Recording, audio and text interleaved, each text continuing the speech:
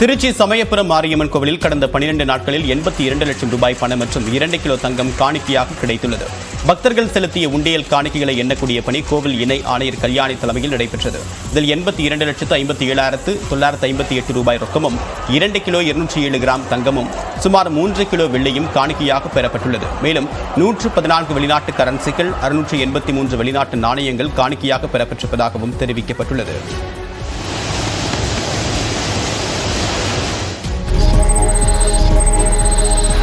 நாமக்கல் மாவட்டத்தில் கடந்த ஆண்டை விட டெங்கு காய்ச்சல் பாதிப்பு அதிகரித்திருப்பதாக மாவட்ட ஆட்சியர் உமா தெரிவித்தார்.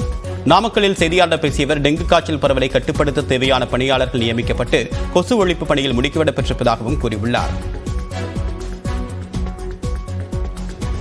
கடந்த ஆண்டை விட அதிகமாக தான் இருக்கு. ஆனால் மரணங்கள் எதுவும் ஏற்படலை.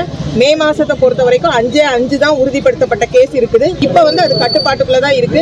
ஒவ்வொரு வட்டாரத்திற்கும் உள்ளாட்சி அமைப்புகள் மூலமா 20 டெங்கு மஸ்தூர் கொடுத்துருக்கோம். அதே போல நகராட்சி பேரூராட்சி பகுதிகளிலையும் கொசு ஒழிப்பு பணிகள் மற்றும் அந்த புகையடிக்கிற பணிகள் எல்லாமே தொடர்ந்து நடைபெறும்.